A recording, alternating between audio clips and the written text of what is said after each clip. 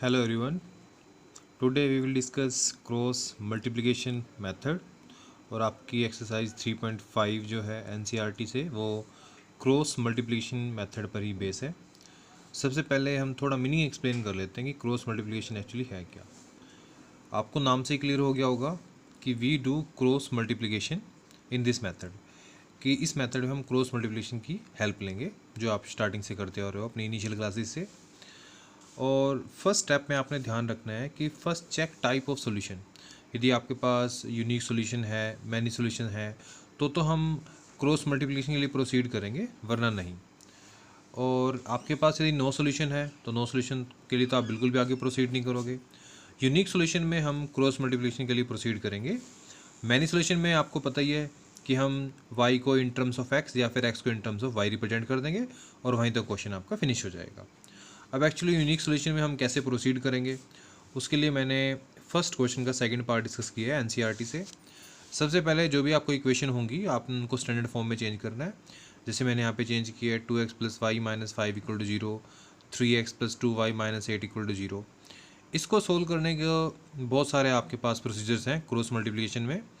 NCERT से भी आप देख सकते हैं या किसी और सोर्स से भी चेक कर सकते हैं, लेकिन मैं आपको थोड़ा सा अलग और यूनिक वे बता रहा हूँ। उसके लिए सबसे पहले आप क्या करेंगे, अपना फॉर्मेट स्टार्ट कर लेंगे। आप पहले ऊपर x, फिर यहाँ पे माइनस वाई और फिर यहाँ पे 1।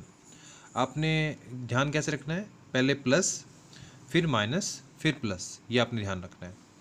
और कैसे स्टार्ट करना है, आपने पहले x लिख लें और डिनोमिनेटर में ब्रैकेट यूज करके फिर बीच में माइनस, फिर ब्रैकेट यूज करनी है आपने।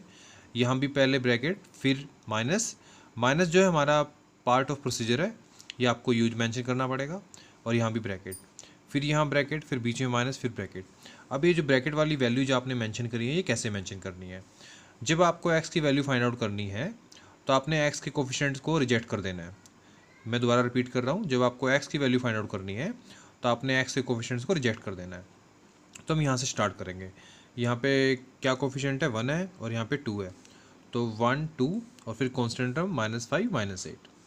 और y की वैल्यू फाइंड आउट करने के लिए आपने y को रिजेक्ट कर देना है थोड़ी देर के लिए। तो यहाँ पे आप स्टार्ट करेंगे 2 3 -5 -8। तो ये 2 3 -5 -8। और कांस्टेंट टर्म के लिए आप कांस्टेंट को रिमूव कर दो, तो 2 3 1 2। तो 2 3 1 2। अब जिस डायरेक्शन में मैंने एरो यूज़ किया है उसी डायरेक्शन में आपको मल्टीप्लाई करनी है और तीनों में ही सेम डायरेक्शन में मल्टीप्लिकेशन करनी है।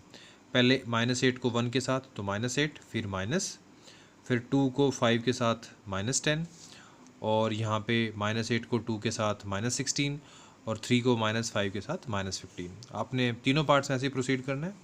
उसके बाद सोल्व करने के बाद x की डिनोमिनेटर में हमारा 2 है और यहाँ पे हमारे पास -1 आया है, इक्वल टू में 1 है।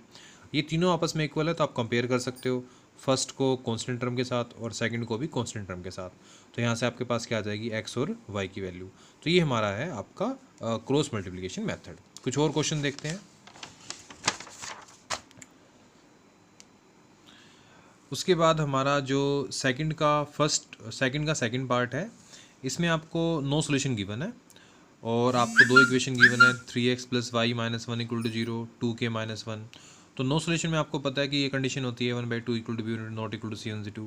आप वैल्यू पुट कर दो, a1 a2 3 2k माइनस 1, ये आपने सारी वैल्यू पुट कर दी हैं।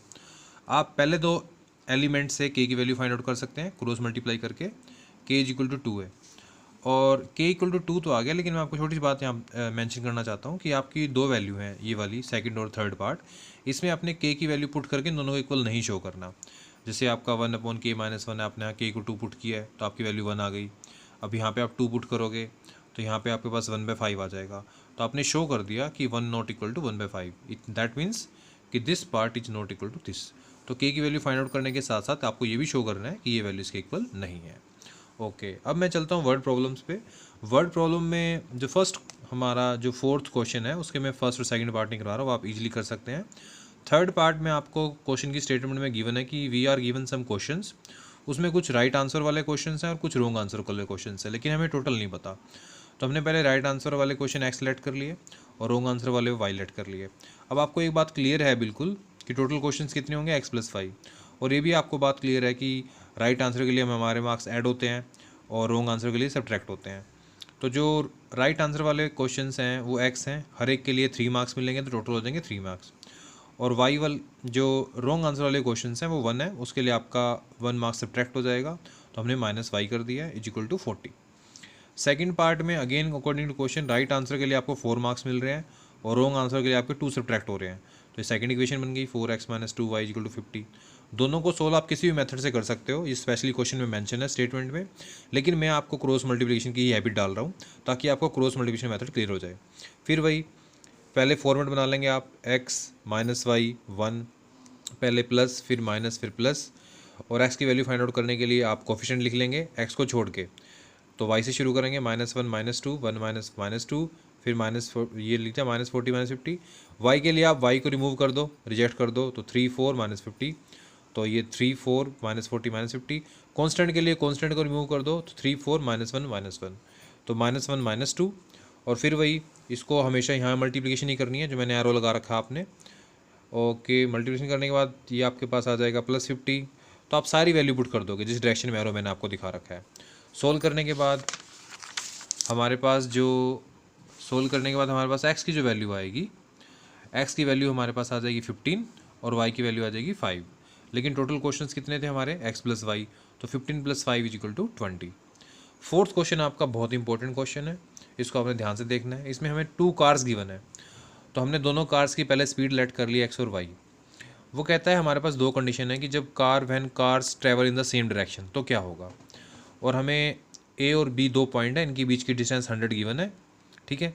जब कार इस सेम डायरेक्शन में चलेंगी, 2 कार सेम डायरेक्शन में चल रही हैं जिनकी स्पीड डिफरेंट है, तो डेफिनेट सी बात है कि वो किसी न किसी पॉइंट पे मीट करेंगी। तो हमने वो पॉइंट पी ले लिया है। एक कार ए से स्टार्ट कर रही है, वो पी तक जा रही है। सेकंड कार बी से स्टार्ट कर रही है, वो भी इसी डायरेक्शन में जा रही है, सेम डायरेक्शन में, तो वो पी पॉइंट पे सपोज करो मीट कर गए। तो आपकी जो ए बी डिस्टेंस है वो कैसे आएगी, that is your A P minus B P. A P वो डिस्टेंस है जो फर्स्ट कार ने ट्रैवल करी है, जो ए से शुरू हुई थी, और बी पी वो डिस्टेंस है जो सेकंड कार ने ट्रैवल करी है, तो ए पी माइनस में बी पी। तो x - y हमारे पास आ गया। अब x - y दोनों स्पीड है, तो इक्वल टू में भी स्पीड होनी चाहिए। आपकी 100 डिस्टेंस है, टाइम है 5 आवर्स जब वो सेम डायरेक्शन में जाती हैं, तो डिस्टेंस अपॉन आपका टाइम आ गया, तो स्पीड आ गई ये भी 20। तो फर्स्ट इक्वेशन बन गई। जब वो अपोजिट डायरेक्शन में जाएंगी, मतलब ए इधर ए से स्टार्ट कार यहाँ जा रही है पी पे, और बी से कार इसी अपोजिट डायरेक्शन में आ रही है। अपोजिट डायरेक्शन में आ रही है तो सिंपल सी बात है कि मिड में मीट करेंगे कहीं पे मिड पे, तो हमने वो पी पॉइंट पे मीट कर गई। तो इस बार आपकी ए बी डिस्टेंस क्या आएगी, ए पी प्लस में बी पी। फर्स्ट कार की स्पीड x, दूसरे सेकंड की y है, टोटल डिस्टेंस 100 है और हमें टाइम लगा 1 आवर, तो 100/1 ये भी स्पीड आ गई। तो दोनों इक्वेशन स्पीड में आ गई, और दोनों इक्वेशनों को फिर आपने किस मेथड से सोल्व करना है, क्रॉस मल्टीप्लिकेशन मेथड से, ठीक है। वो आपको आई होगा वो क्लियर हो गया होगा। तो दोनों कार की स्पीड जो लास्ट में आएगी वो 60 और 40 आ जाएगी। लास्ट क्वेश्चन आपका रेक्टेंगल पे बेस्ड है। रेक्टेंगल का हमें लेंथ हमने x ले लिया है और ब्रेड्थ हमने y लेट कर लिया, तो एरिया क्या होगा, लेंथ इंटू ब्रेड्थ। अब हमें क्या रखा है कि हम इन लेंथ को 5 कम कर देते हैं, तो x - 5 कर दिया, और हमारा जो क्या कहते हैं ब्रेड्थ है वो बढ़ जाती है, दैट इज़ +3 भी इंक्रीज हो जाती है। तो ओवरऑल जो एरिया हमारा वो -9 कम हो जाता है, 9 यूनिट्स। तो हमने x - 5 9 कर दिया, इसको मल्टीप्लाई करके हमने इक्वेशन बना ली।